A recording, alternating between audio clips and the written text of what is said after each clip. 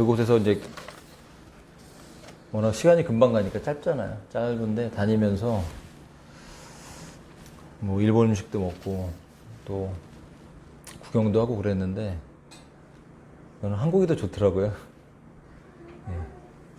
그래서 관광객들이 정말 많았고 또 일정이 바빴으니까 하지만 이제 아침 저녁으로 주 앞에 계속 엎드려서 기도하고 하나님 왜 이곳에 오게 됐습니까? 기도하면서 주님의 얼굴을 구하는 이제 시간을 가졌습니다. 혜림이 잘 지내고 있습니다. 잘 지내고 있고 간지 얼마 안 됐으니까 계속 좀 기도를 많이 해줘야 될 것 같아요. 숙소도 가보고 외국인들이 한 열 몇 명이 모여 있는데 일단은 뭐 일본어 공부를 하러 가는데 이제 영어가 조금 딸려서 그런데 다 영어를 쓰더라고요. 그래서 이제 일본어 공부하러 가는데 열심히 영어 공부하고 있더라고요. 그리고 이제 그 친구를 좀 보고 영적 분위기도 보고 했는데 역시 일본이라는 나라는 가는 곳마다 신사가 진짜 엄청 크고 그 청수사죠. 청수사를 갔었는데 정말 그 어둠의 그 기운이 정말 세긴 세더라고요. 그 향 냄새, 지독한 그 향 냄새와 그 큰 그 불당 같은데 아무튼 뭐 종도 치고 막 뭐 향도 피우고 그러는데 특히 그 죽은 사람에 대한 그 아기들의 무덤도 예쁘게 귀엽게 해놨어요. 근데 보면서 와 그 어둠의 영들, 그 악의 영들이 정말 곳곳마다 가는 곳마다 진치고 있는 것들을 이제 느끼고 혜림이 숙소 그 건물 앞에도 조그만 그 애니메이션 같은 데 보면 조그만 신사 있잖아요. 그게 집 앞에 있더라고요. 딱 보면서 만만하게 있으면 안 될 텐데 이제 그런 생각이 들면서 깨어서 기도할 수 있게 해달라고 기도를 해야겠구나. 영적 싸움이. 그러니까 본인이 만약 영적 예민하지 못하면 사실 잘 못 느낄 수도 있어요. 근데 저는 이제 그곳에 이제 열 몇 명이 같이 살고 그런데 이제 뭐 완전 세상 사람들이죠. 세상 가치관과 세상 사람들. 그럼 그 세상 사람들에게 뭐가 있겠어요, 여러분? 세상의 영이 같이 있죠. 우리가 하나님을 믿는다는 것은 하나님의 영이 우리 안에 계신 거예요. 왜 세상 사람들에 대해서 우리가 사랑해야 되지만 그들과 하나 될 수 없냐는 것은 명백합니다. 왜냐하면 영이 달라요, 여러분. 이 세상은 영적인 세상이에요.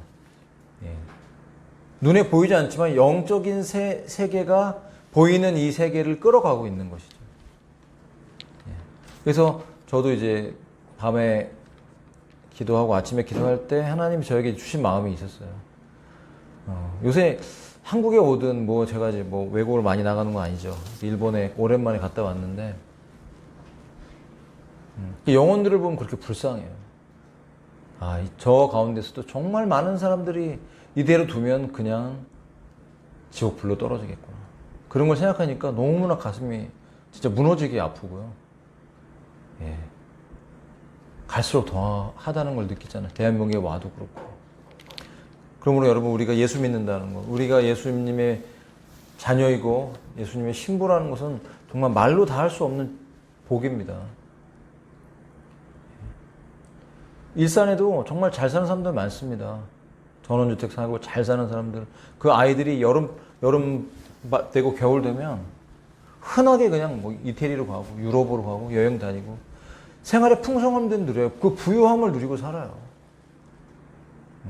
마치 우리가 라오디게아 교회처럼 라오디게아 교회가 부유한 교회였잖아요. 현대교회, 대형교회 그리고 상당히 부유한 사람들이 많이 살아서 헌금을 많이 하는 그런 교회였거든요.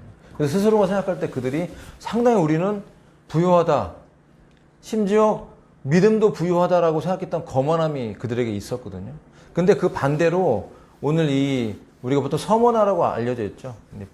발음이 조금 다른데 이 원어를 보면요 스무르나예요. 원래 발음 자체가. 그래서 스미르나라고 하는 발음하는 게 좀 더 이제 약간 원어에 가깝게 이제 번역을 해놓은 곳인데 이 서머나라는 곳 또 사실 부유한 곳이었어요.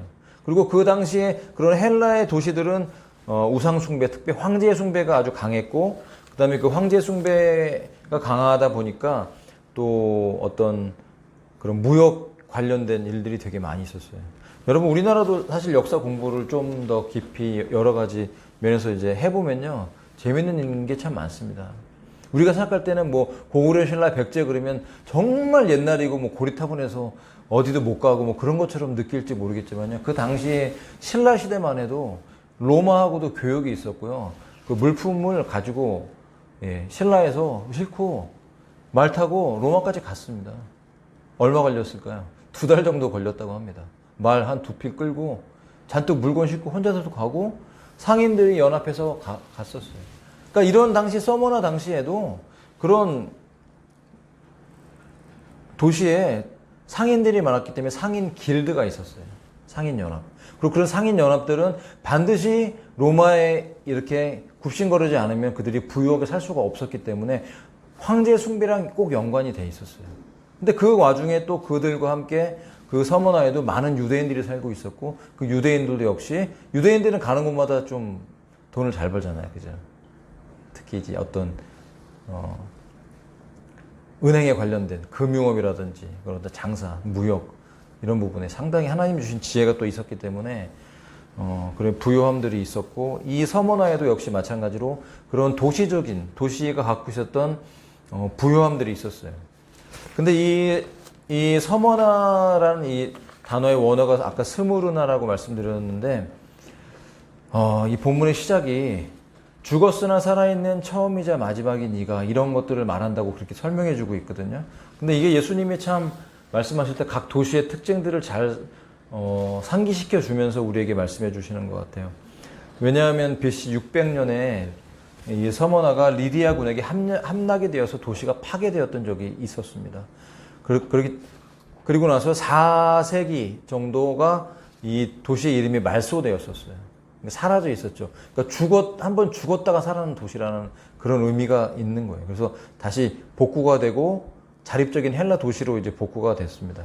그리고 이 스무르나라는 의미가 무슨 의미냐면은 몰약이라는 뜻인데, 이제 발사무된 들어온 몰약나무에서 취한 향기로운 고무, 이것이 바로 이 도시가 이런 고무 무역과 관련이 있었습니다. 근데 그 고무가 사용될 때 어떤 방부 처리로 사용되어졌고, 이 의미, 몰약이라는 의미가 예수님이 태어나셨을 때 하고 돌아가셨을 때 이 몰약과 연관이 있죠. 예. 몰약을 발랐고, 몰약을 또 선물로 받았고, 이런 왕으로 오셨을 때, 이것이 바로 이 몰약이라는 단어가 주는 예수님의 죽으심과 또 부활, 이런 것들을 이제 상징해주고 있는데, 도시의 이름에도 그런 의미가 들어가 있다라는 것이죠. 우연은 아닌 것 같아요. 어떤 영적이 주는 의미가 있고, 또 특별히 이 서머나 교회가 순교와 분명히 연관이 있죠. 이 신학자들은 우리가 지난번 에베소 교회처럼 얘기했지만 이제 환란 시대, 고난의 시대를 지나는 한 시기로 보고 있어요. 그래서 AD 170년부터 AD 312년까지. AD 312년은 이제 로마에서 이제 국교로 되기 전에 그 황제가 회심했던 그 시기로 알려져 있어요. 그래서 또 AD 169년에는 또 순교가 있었고, 아무튼 이 서머나 교회를 향한 이 배경을 보면 이 몰약이라는 이 단어가 죽음과 이런 고난, 이런 것들을 상징하는 의미를 이제 품고 있다라는 것입니다. 그래서 이 시대 배경을 좀 보면 이런 서머나의 관원들이 신자들에게 모든 경제적 압박, 사회적 압박들을 많이 가하고 있었고, 그렇기 때문에 그들은 궁핍했습니다. 왜냐하면 황제 숭배에 연관이 될 수가 없었기 때문이죠. 그런데 이상하게도 유대인들은 황제 숭배를 하지 않아도 보호받는 그런 여건이 만들어져 있었어요. 왜냐하면 그들이 워낙 이제 유일신 사상이 있었고 강하게 저항을 하다 보니까 이제 로마에서 이제 포기를 한 거죠. 유대인들은 어떻게 할 수가 없다. 저것들 또 이제 압박하면 또 이제 데모하고 일어나니까 그냥 용납해 주자라는 그런 분위기였어요. 그러다 보니까 이 기독교인들도 유대교의 한 분파다 이렇게 인정받고 있었을 때는 나름대로 보호받고 있었다는 거예요. 그러니까 황제 숭배를 하지 않아도 뭐 고문당하거나 끌려가거나 그러지 않았는데 문제가 뭐냐면 유대인들이 그게 싫은 거예요. 예, 기독교인들이 싫은 거예요. 그러니까 유대교 한 분파 아니다. 우리랑 상관없다 하면서 계속 이제 이 관원들에게 이제 잃는 거죠. 그리고 이상한 소문이 돌고, 예, 이것은 내 살이요, 내 피다 하니까 이제 성찬하는 거 가지고 저것들 이제 사람 죽여서 이제 잡아먹는다. 뭐 이런 소문을 퍼뜨리기도 하고 하면서 계속 안 좋은 여론을 만들어서 이 서머나에 이제 환란과 핍박의 광풍이 불어오고 있었다는 것이.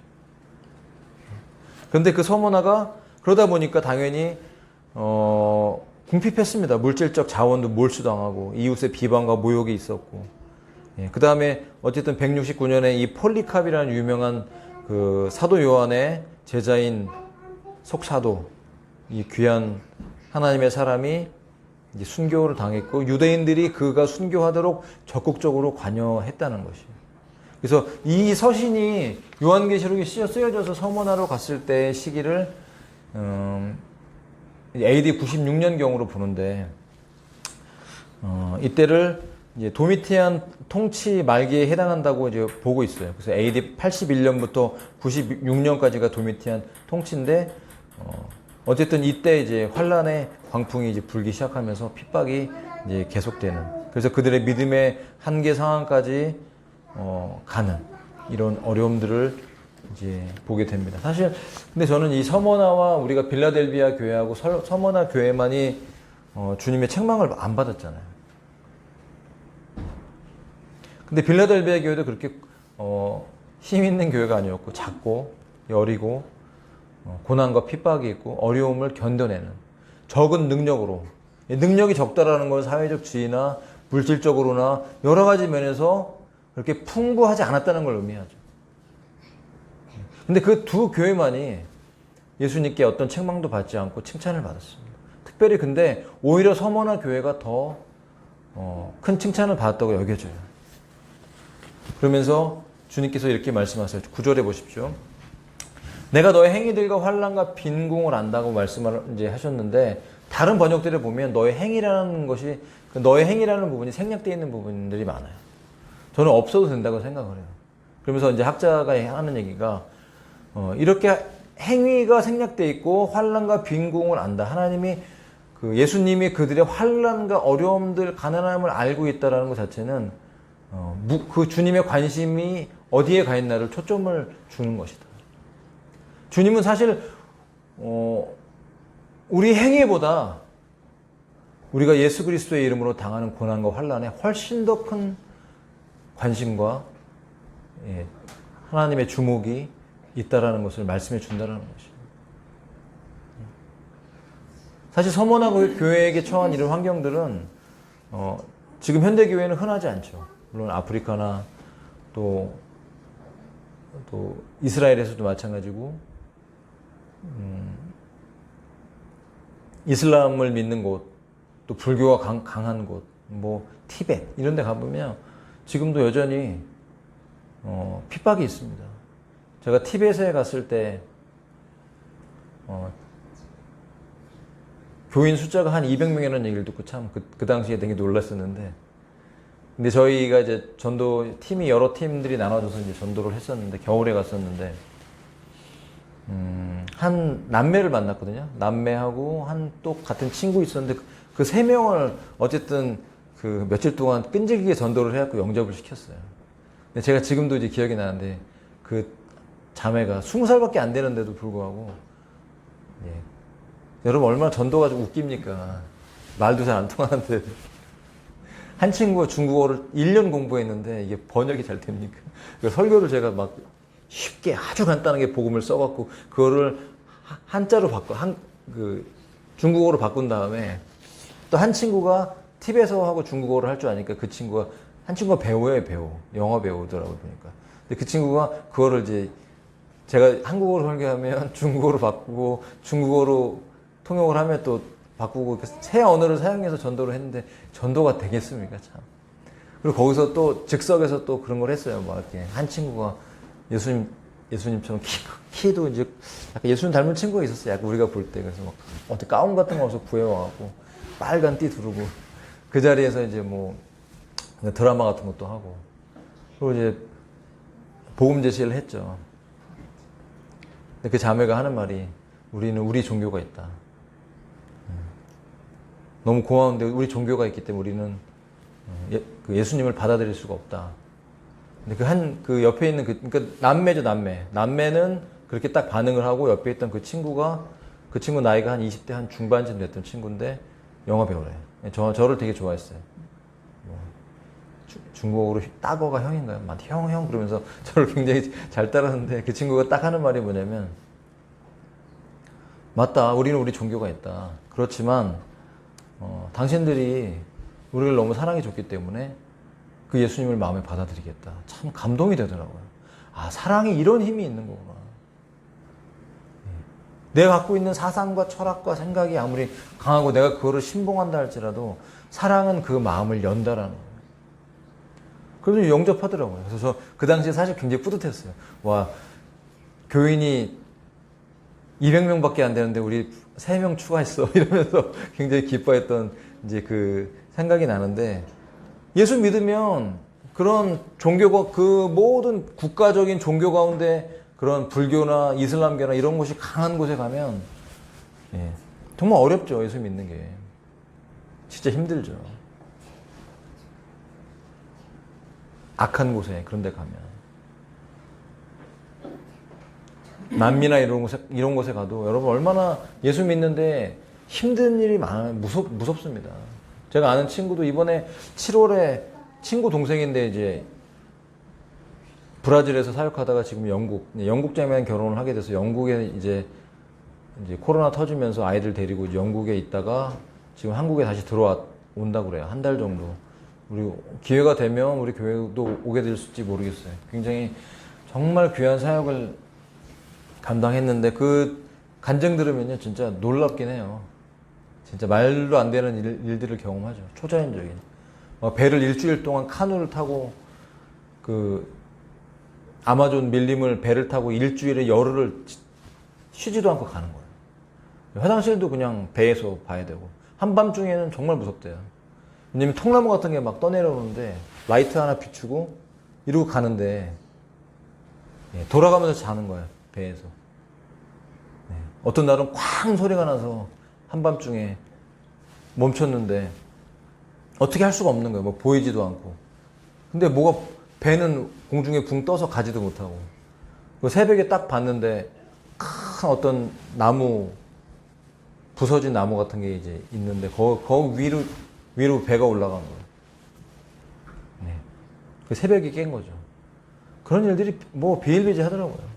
마약밭을 지나가기도 하고. 그러면 총 들고 서 있으니까 무섭고. 처음에 브라질 가서 정말 마약 중독자들 갱단들이 설치는 곳에 갔을 때도 보면 그 얘기 들으면 진짜 무섭더라고요.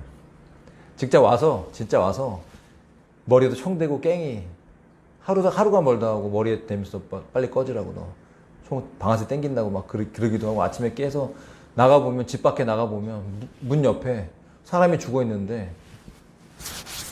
칼로 해서 다 나와 있고 막 이런 걸 눈으로 보는 거예요. 끔찍하죠. 근데 그런 곳에도 정말 성령이 함께 하시니까 하나님의 역사가 일어나더라고요. 하나님의 부흥이 일어나더라고요. 중요한 것은 이 서머나 교회에도 그런 엄청난 핍박이 있었고 고난이 있었고 특별히 우리가 폴리갑에 대한 이야기를 들어보셨을 거예요. 폴리갑이 AD 169년에 순교당할 때 드디어 잡혀갔어요. 그리고 서머나의 그 폴리갑한테 얘기했죠. 너가 부인하면 살려주겠다. 대신 예수 믿지 못하게 하고 너도 나가라. 얘기했지만 폴리갑의 그 고백이 너무 아름답죠. 내가 이 노년까지 예수님을 믿고 그분의 제자가 되고 따르면서 단 한 번도 주님 나를 섭섭하게 한 적이 없는데 내가 어떻게 그분을 배반할 수 있겠는가 하면서 화형을 당했답니다. 화형을 당했는데 보통 회항당하면 여러분 이게 불에 살짝만 돼도 엄청나게 뜨겁잖아요. 근데 그 고백이 얼마나 그 믿음이 좋은지, 예. 보통 몸을 이 나무에다 꽁꽁꽁 묶어서 꼼짝도 하지 못하게 하고 불로 태운다는 거예요. 근데 그거 고백하기를 묶지 말아라. 묶지 말고 그냥 불태워라. 왜냐하면 여태까지 하나님께서, 예수님께서 나를 이 나이 될 때까지 지켜주시고 인도해 주셨는데 이 고통 속에서도 나를 못 지키시겠느냐. 지키실 줄 나는 믿는다. 그러니까 묶지 말고 나를 화형시켜라 라고 하면서 이제 화형을 당하면서 순교를 당했다는 그런 이야기가 지금도 나오고 있죠. 여러분 사실 순교라는 것은 그런 고문 당하는 거 여러분 혹시 상상해 보셨어요? 묶어놓고 예수 믿지 말라고 고문한다면 과연 저와 여러분은 어떻게 반응할까? 사실 무섭습니다. 아픈 거 좋아하는 사람 없잖아요. 조금만 아파도 약 먹고. 저도 아침에 이렇게 막 배가 아파갖고 화장실 몇 번 갔어요. 설사가 나오더라고요. 그래서 이거 빨리 멈춰야 되는데. 근데 지금 좋아졌거든요. 몸이 조금만 불편해도요, 입이 마르고, 막 눈도 피곤하고, 참 연약하잖아요, 사람이. 그런데 예수님 믿기 때문에 고난당하고, 순교당하고, 피를 흘린다는 건 정말, 너무나 고통스러운 일이죠. 그런데, 주님께서 우리에게 이렇게 말씀해요. 서문화 교회를 통해서. 내가 너의 행위들과 환난과 빈궁을 안다.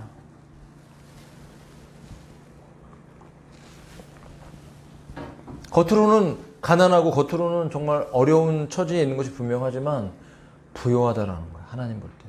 하나님이 보시는 관점과 사람의 관점은 너무나 다릅니다. 여러분 우리가 마지막 때를 살아가고 있습니다. 사람들은요. 돈 좋잖아요. 돈 좋아하고 큰 집, 좋은 차. 그 돈 막 100억을 갖고 있어도 더 벌려고 하고 자기 영혼을 사탄에게 바쳐서라도 우리가 그 세상에서 부유하게 살기 위해서 100년, 200년 먹고 300년을 부유하게 먹고 살아도 또 쌓아놓잖아요. 늘 언제나 인격은 들대도 부유하게 나오는 사람이 뭔가 드라마에 나오면 막 그 사람이 멋있는 것처럼 다 막 꼼짝도 못 하잖아요. 그죠? 권력, 돈, 세상의 부유함, 풍부함. 바로 그런 교회가 라오디가 교회였지만 예수님 보실 때는 가난한 교회라는 거예요. 그런데 겉으로 봤을 때 너무나 가난하고 어렵고 궁핍하고 고난받고 핍박받고 어려움을 당하는 서머나 교회는 예수님 보실 때는 어떤 교회냐면 부유한 교회라는 거예요. 너는 부유하다는 거 실제는. 눈으로 보이는 게 실제가 아니라는 것입니다. 눈에 보이지 않는 우리의 내면의 부유함이 진짜 부유함인 것입니다. 여러분은 어떠세요? 여러분 부유하십니까? 여러분 겉으로 부유하세요? 속으로 부유하십니까? 만약 내가 겉으로 부유한 사람이 아니라면 감사하세요. 왜냐하면 속으로 부유할 가능성이 더 높기 때문에 그래요. 만약 내가 겉으로 부유하면 속으로 부유하기가 실제로 부유하기가 참 어려워요. 그러니까 말세에 재물을 쌓는 자들에게 화가 있다고 말씀하시는 거예요. 도대체 말세에 재물 쌓는 게 왜 죄가 되는 겁니까? 왜냐하면 그 재물이 있는 곳에 마음이 있는데 재물을 쌓아두는 것이 목적이 아니라 그 재물을 하나님이 주셨다면 바르게 사용할 때 그 재물을 이 땅에 쌓아놓으면 하나님 보실 때는 책망을 받지만 저 하나님의 나라에 쌓아놓으면 책망받지 않는 거예요. 선교를 위해, 가난한 자들을 위해 믿음으로 교회에서 헌금 드리고 흘려보낼 때 그것은 하나님이 보실 때 기억하시는 재정이 되는 것입니다. 여러분, 저와 여러분이 하나님 나라에 갔을 때 부유하시기를 축복합니다. 주 앞에 기도하세요. 하나님 나라의 부유한 자가 되게 달라고. 네. 제가 헌금 많이 하라고 얘기하는 거 같죠? 저는 헌금 얘기 잘 안 하잖아요. 믿음으로 여러분이 각자 믿음의 분량껏 하시면 됩니다. 누구를 위해서? 주님을 위해서 성령의 감동을 따라 하시면 되죠. 하나님이 이걸 기억하시고 아신다는 것이 중요한 것입니다. 그리고 자신들이 유대인이냐고 말하지만 오히려 사탄의 회당인 자들의 신성모독도 안다라는 것이에요. 여기에 대해서 이제 뭐 할 말이 많지만 오늘은 생략하고, 어쨌든 그들이 혈통적으로 유대인이었다 할지라도 하나님 보실 때 실제 유대인이 아니고 표면적 유대인이 문제, 표면적으로는 유대인인데 이면적으로는 유대인이 아니라는 것이죠. 이것은 무슨 말이에요? 왜 하나님이 유대인들에 대해서 왜 이런 말씀을 하셨냐면, 겉은 유대인의 피는, 근데 속은 하나님이 계시지 않는다는 거예요. 겉은 하나님의 백성의 이름이, 근데 속은 하나님의 백성이 아닌 거. 이런 것들이 많이 있죠. 현대 교회도 있습니다. 교회 다니면서도 예수 믿는다고 하지만 여전히 비양심적으로 사람 속이고 사기치고 거짓말하고 사랑하지 못하고 높아지려고 하고, 사람들 볼 때 이렇게 내 외면을 부여하기 위해서 살고 있다면, 여전히 교회 다니고 예수 믿는다고 하고 제자라고 하면서 그렇게 다른 관점으로, 하나님 보시기에 하나님이 기뻐하는 관점으로 살지 않고 하고 있다면 그것은 가난한 사람인 것이죠. 10절입니다. 내가 고통받게 될 그런 일들 중 아무것도 두려워하지 말라. 두려워하기를 중단하라 그러면 얼마나 두렵겠어요. 교회에 핍박이 일어나고 잡혀가고 끌려가고 한다면 정말 큰 두려움이 오죠. 한번 생각해 보십시오. 우리가 사는 이 시대 가운데서 또 어떤 어려움들이 다가온다면. 지금 우리가 알다시피 가끔가다 제가 이제 말씀 전할 때 얘기하지만 맨날 그런 얘기만 할 수 없으니까. 근데 이 사회 가운데 점점 어떤 인간들을 통제하기 위한 일들이 진행되고 있잖아요. 전 세계 130개국에서 지금 CBDC가 진행 중이고, 디지털 화폐, 중앙은행 디지털 화폐라는 것은 이제 우리가 현찰을 이제 사용하지 못하는 시대가 이제 오는 것이죠. 근데 일본만 가도 지금도 현찰만 사용하는 음식점들이 꽤 있더라고요. 어떤 면에서는 부러웠어요. 좀 늦게 진행되겠구나. 근데 한국 사람들은 워낙 편한 걸 좋아하니까 다 페이 쓰잖아요. 무슨 페이, 삼성페이, 무슨 페이, 무슨 페이. 그리고 앱도 편하잖아요. 막 입금하기도 편하고 하니까 은행 다 모아놓고 그냥 다 입금해주고. 이게 이제 중앙은행에서 만든 이제 디지털 화폐 CBDC와 연결이 되기 시작하면 다 연결이 되면서 이제 중앙은행에서 어떤 것이 생기냐면 그 은행에서 권력이 생기는 거하고 똑같습니다. 그러니까 경제적인 단체들이 권력자들을 사실 지배하고 있고요. 이런 언론들, 특히 이제 페이스북이라든지 기타 등등 이런 미디어들이 굉장히 큰 힘을 가지고 있어요. 유튜브라든지. 그래서 사실 예수 잘 믿는 분들, 바른 정보를 유튜브에 올리는 분들은요, 유튜브에서 되게 핍박받습니다. 제가 이제 보는 몇 가지 유튜브가 있어요. 특히 이제 김필재 씨 같은 경우는 역사라든지 딥스라든지 이런 부분에 굉장히 이제 어떤 기자이기 때문에 팩트를 많이 전달을 해주는데, 멤버십이 깨진 거예요. 그런 부분들을 이제 하도 드러내서 하니까 싫어하죠. 이 세상에 암흑 속에, 어둠 속에 일어나는 일들, 이런 것들을 이제 드러내니까 이제 싫어할 수밖에 없어요. 그래서 멤버십이 깨져갖고 개인 후원으로 돌렸더라고요. 그러니까 쉽지 않을 거예요. 그 글을 써서 그걸로 이렇게 생활이 돼야 되는데 얼마나 어렵겠어요. 그래서 저희가 이제 1만 킬로 이지성 작가 책도 이제 보자고 해서 봤잖아요. 근데 보면 그분 유튜브도 얘기 들어보면 되게 내용이 심란해요. 맨날 하소연하고 힘들어갖고. 그러니까 베스트셀러 작가니까 세상에서 편하게 밥 먹고 살 수 있는데,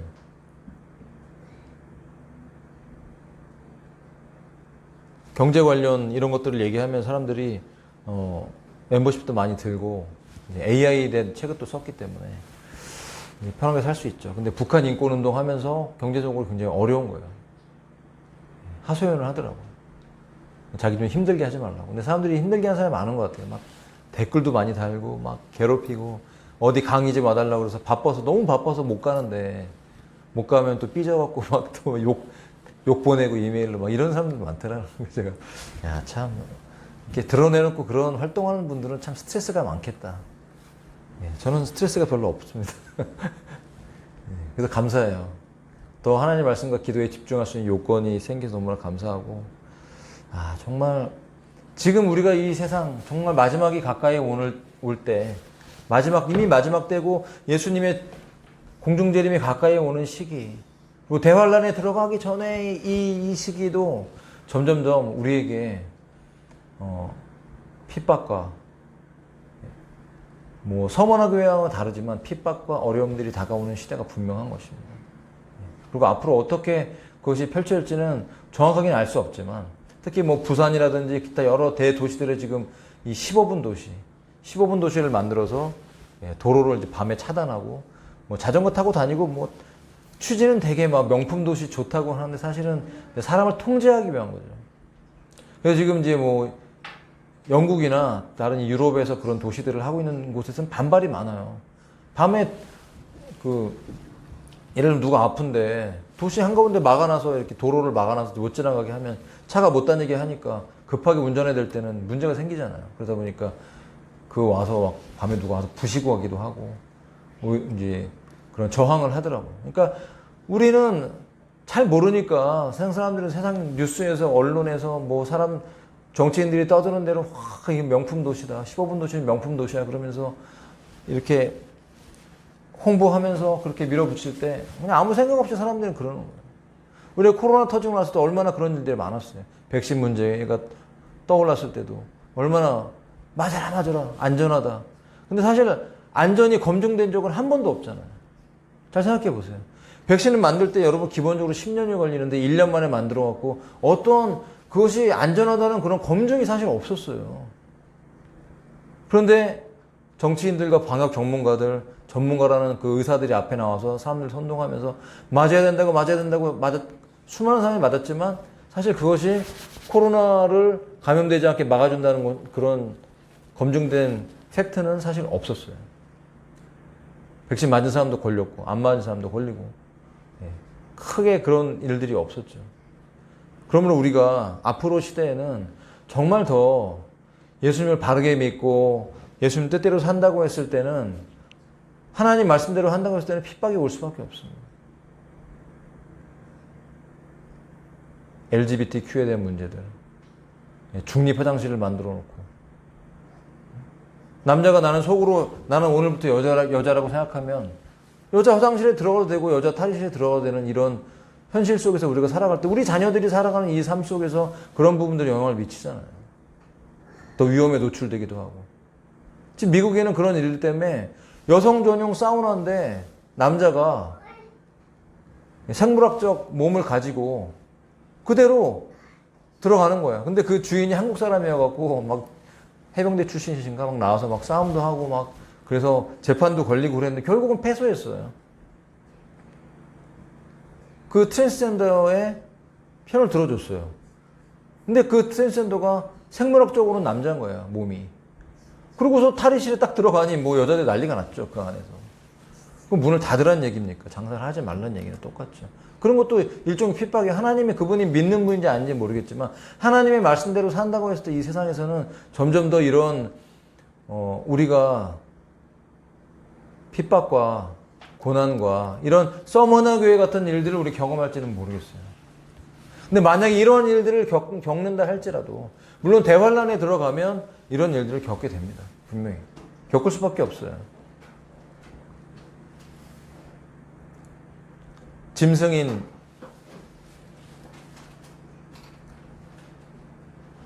악한 자들을 섬겨야 되고 그들을 숭배하지 않았을 때 당할 환난에 남겨졌지만 예수 믿는 사람들이 당할 고난과 핍박은 이 서머나 교회가 겪었던 것 같은 고문과 순교가 분명히 그들의 앞에 다가올 것입니다.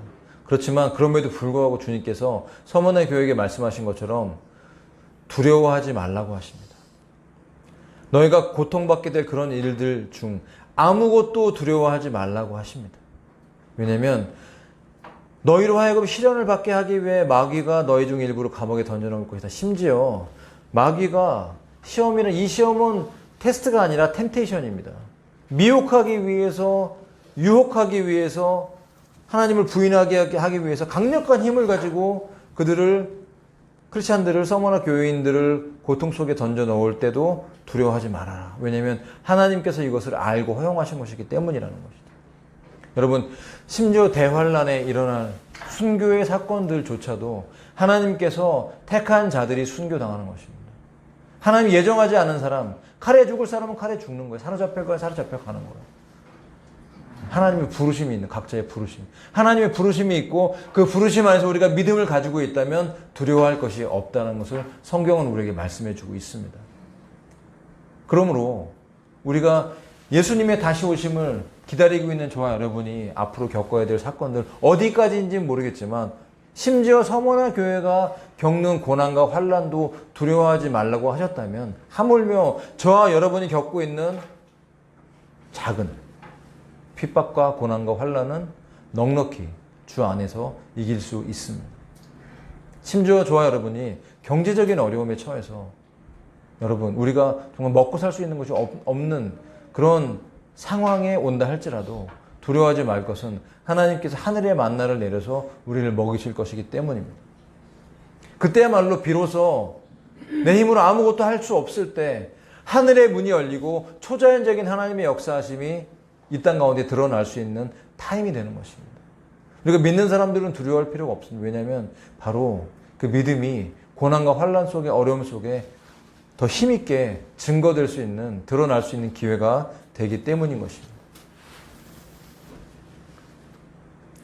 그런지 너희가 10일 동안 환난을 받으리라. 물론 이 10일 동안이라는 걸 여러 가지 번역이 있습니다. 그래서 이제 뭐 10년이라는 것도 있고, 어떤 사람은 어떤 기간이 없다, 이거는 굉장히 긴 시간일 수도 있다. 근데 이제 그냥 10일이다 이렇게 해석하는 분도 계시고, 이거를 10일이라고 해석하는 부분들은 아까 얘기한 것처럼 도미티안 때 AD 96년 도미티안 말기에 이 말씀이 도달하면서부터 일어났던 그 어떤 환란, 역사적으로는 이걸 검증하기 쉽지 않다고 합니다. 그러나 어쨌든 성경이 말씀하시는 대로 우리가 이해하면 될 것 같습니다. 너는 죽기까지 신실하라. 그러면 내가 너에게 한 생명의 왕관을 주겠노라 하셨습니다. 여러분, 생명의 면류관은 죽어야만 주시는 것일까요? 순교해야만 주시는 것일까요? 이것은 무엇을 말하는 겁니까? 자, 11절에 보시면 역시 마찬가지로 성령이 교회들에게 하시는 말씀을 들으라고 하시면서 이기는 자는 둘째 사망으로부터 해를 입지 아니하리라. 둘째 사망은 우리하고 상관이 없죠. 이것은 예수 믿는 사람들에게는 사실 상관이 없는 거예요. 그러나 그들이 어떤 고문을 당하거나 죽음의 이 순교의 자리에서 예수님을 부인한다면 둘째 사망의 해를 받겠다는 것이죠. 예. 물론 우리가 구원 그리고 영생을 얻는 것은 목숨을 바쳐야만 영생을 얻는 것이 아닙니다. 믿음으로 우리가 구원받는 것이죠. 이것은 선물로 우리에게 주시는 것입니다. 저와 여러분은 이미 믿음으로 구원을 받았습니다. 그렇지만 만약 이런 순교의 자리에 처해 있을 때 우리의 믿음을 부인한다면 우리가 우리의 구원을 잃어버릴 수 있는 것이죠. 하지만 우리가 온전히 은혜 받고 하나님의 구원을 받은 사람이라면 이런 환난 속에서도 넉넉히 하나님이 이기게 하시면서 이 구원을 잃어버리지 않게 하실 것입니다. 그래서 이기는 자에게는 생명의 면류관을 주신다는 것입니다. 그리고 특별히 이 순교당하는 분들에게는 편하게 예수 믿다가 그냥 돌아가신 분들하고는 다른 상급이 주어지는 것이죠. 순교자의 특별한 상급이 주어지는 것입니다. 말씀을 정리해 보겠습니다. 오늘 특별히 이 서머나의 교회는 세상 사람들이 보는 관점에서 본인들이 생각할 때도 굉장히 가난하고 힘든 고난 속에 있는 교회였지만 예수님이 보실 때는 부유한 교회였다라는 것입니다. 하나님의 관점과 사람의 관점은 너무나 다릅니다. 여러분, 우리가 하나님의 관점에서 부유한 사람들이 되어야 될 줄 믿습니다. 우리 겉으로 사람들이 보는 관점, 부유하다고 해서 믿음이 가난하다 꼭 그런 의미는 아닌 것이죠. 그러나 마지막 때, 말세, 이런 고통하는 때가 이르러서 교회 가운데 핍박과 환난과 어려움들이 다가올 때 정말 하나님의 관점에서 부유한 교회는 어떤 그런 특별한 믿음의 행위보다도 인내하고 견디면서 고난 속에서 예수님을 부인하지 않았다. 여전히 그리스도만의 위로가 필요한 예수님만 의지하는 그런 교회. 그들이 바로 부유한 교회이고 상급이 있는 교회라는 것입니다.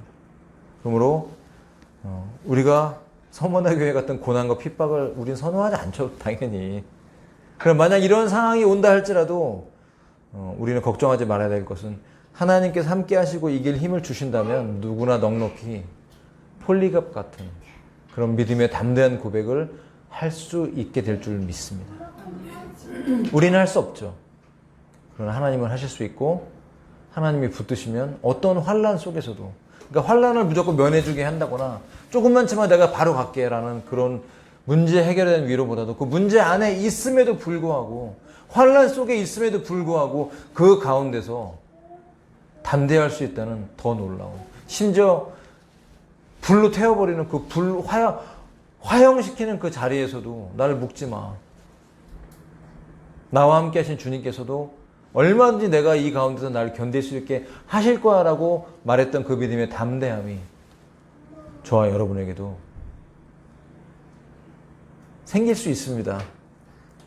주님이 주신다면. 그러므로 주님과 우리의 관계, 이 마지막 때를 살아가면서 앞으로 다가올 크고 작은 어려움들이 있다 할지라도 계속해서 믿음으로 붙잡고 나가야 될 줄 믿습니다. 왜냐하면 저와 여러분은 첫째 부활에 참여하게 될 것이기 때문입니다. 둘째 사망이 우리를 주장할 수 없습니다. 여러분, 둘째 사망으로 처하는 분들은 육신도 부활을 해요. 그들도 영의 몸을 입어요. 영생을 한다니까요.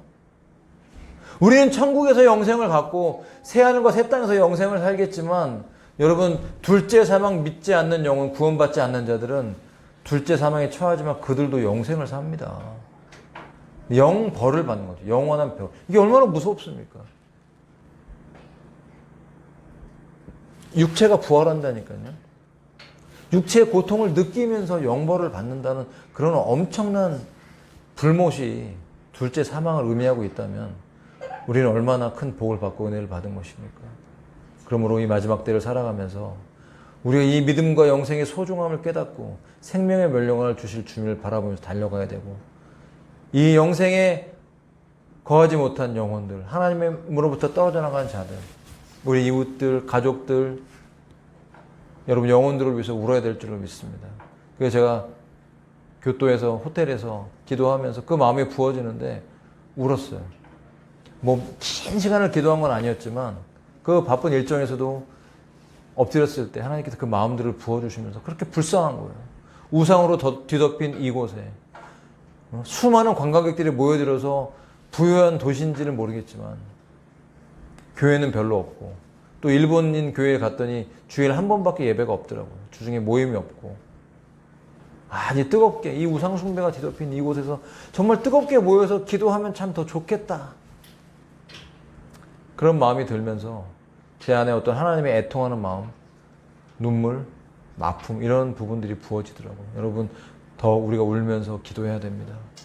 깨어서 영혼들을 불쌍히 여기면서 기도하십시다. 저절로 그렇지 않습니까? 내가 구원받고 내가 주를 만나서 주님과 함께 만날 때 구원받지 않는 자들, 그러므로 끝까지 돌이키지 않아서 영원한 불못에 떨어질 영혼들을 바라볼 때 우리가 아파하지 않고 눈물을 흘리지 않는다면 좀 이상한 것이죠. 이런 하나님의 애통과 눈물이 이 마지막 시대를 관통하면서 저와 여러분의 심령 속에 그 하나님의 눈물이 계속 흘러서 중보하며 기도할 수 있는 저와 여러분 되시기를 바랍니다. 그럴 때 우리가 우리의 환난을 걱정할 것이 아니라 우리를 보호하실 것이기 때문에 두려움 없이 담대하게 하나님의 눈물의 통로가 되는 교회가 되시기를 예수님의 이름으로 축원합니다. 함께 말씀 생각하면서 기도하겠습니다.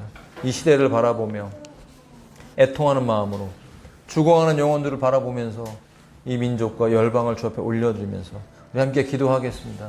하나님 아버지, 이 시간 정결케 해 주시옵소서. 거룩케 해 주시옵소서. 아버지의 마음들을 부어주시기를 원합니다.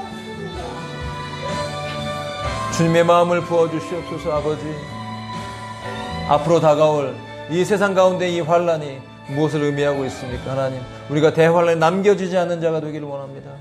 주님 오실 때 주님과 함께 주의 영광을 바라보는 교회가 되기를 원합니다. 주의 뜻이 이루어지는 교회가 되기를 원합니다. 하나님 아버지, 마지막 때인데도 불구하고 너무나 많은 사람들이 그것을 알지 못하고 영적으로 잠자고 살아가고 있습니다. 교회들이 눈을 뜨지 못하고 있습니다. 영의 눈이 닫혀서 주님을 바라보지 못하는 아버지여, 이 시대를 바라보며 애통하며 울며 기도하기 원합니다. 하나님, 교토에서 우상 숭배로 뒤덮인 그곳, 관광객들이 넘쳐나서 부유한 그 도시를 바라보면서 하나님의 마음을 부어주신 것처럼 아버지, 세계 열방을 위해 울 수 있는 교회가 되기 원합니다. 애통하는 자는 복이 있다고 하셨습니다. 저희가 위로를 받을 것임이라고 하셨사오니 하나님의 위로받기 원합니다. 예수님의 위로받기를 원합니다. 온 땅의 열방 가운데 잠자고 있는 영혼들, 둘째 사망에 처할 불쌍한 영혼들, 이 땅에 태어나서 왜 살고 어디로 가는지 알지 못하면서 영적인 방황을 하고 구원의 확신도 없이 살아가는 영혼들, 우리의 가족들, 이웃들, 아버지, 우리가 애통하며 기도하기 원합니다. 이 민족을 향해 주 앞에 올려드리기 원합니다. 잠자는 교회들을 주 앞에 올려드리기 원합니다. 저 열방 가운데, 아버지여, 서구 열강 가운데 잠자는 교회들, 예배가 사라지고 영적인 메모름 속에서 아버지, 하나님을 우상으로 알고 섬기는 그 잘못된 믿음들이 다 깨어지기를 원하며 아버지, 회복되기를 원합니다. 우리가 깨어 기도하며 울며 기도하기 원합니다. 하나님의 마음을 부어주시옵소서. 아버지의 눈물을 부어주시옵소서. 우리의 영혼이 주님으로 말미암아 충만함을 누리며 살아갈 수 있도록 이끌어 주시옵소서. 깨어있기 원합니다. 앞으로 다가올 아버지, 크고 작은 환난과 고난들이 아버지, 그 속에서 우리가 두려워하면서 떨 것이 아니요 깨어 기도하고 담대하게 주를 증거하기 원합니다. 주님이 원하시는 담대한 마음으로 열방을 향해 다가가며 아버지, 회개하라고, 준비하라고, 아버지여, 엘리야의 심령으로 기도하는 마음으로 주의 일을 감당하는 교회가 되기 원합니다. 각 가정마다 아버지여, 깨어 기도하게 하시고 성령 충만케 하시며 믿음이 회복되어지고 영적인 변화와 부흥이 계속 일어나게 역사해 주시옵소서. 당신의 말씀으로 우리의 모든 삶들을 주장해 주시옵시고 영의 싸움에 승리하고 뒤로 물러가지 아니하도록 주님 인도해 주시옵소서. 성령님, 이 예배 가운데 오늘 기름 부어 주시옵소서. 충만하게 채워 주시옵소서. 주의 마음을 부어 주시옵소서. 성령의 기름 부으심을 부어주세요. 충만하게 해주세요. 우리의 마음의 뜨거움들을 부어주세요. 아버지, 하늘 보좌를 향한 주님을 향한 간절한 마음들을 부어주시옵소서. 임재해 주시옵소서. 할렐루야. 성령 충만을 부어주세요. 성령 충만을 부어주세요. 하나님의 사랑과 충만함으로 믿음으로 넉넉히 모든 믿음의 싸움들을 이기며 전진할 수 있게 도와주시옵소서. 아버지, 영육 간의 강건함을 부어주세요. 모든 시험들을 예수의 이름으로 대적합니다. 마귀의 모든 시험들을 대적합니다. 승리를 선포합니다. 예수 그리스도의 이름으로 우리가 이미 이긴 자가 되었사오니 함께하여 주시옵소서. 도와주시옵소서. 할렐루야, 할렐루야, 할렐루야. 주님의 영광을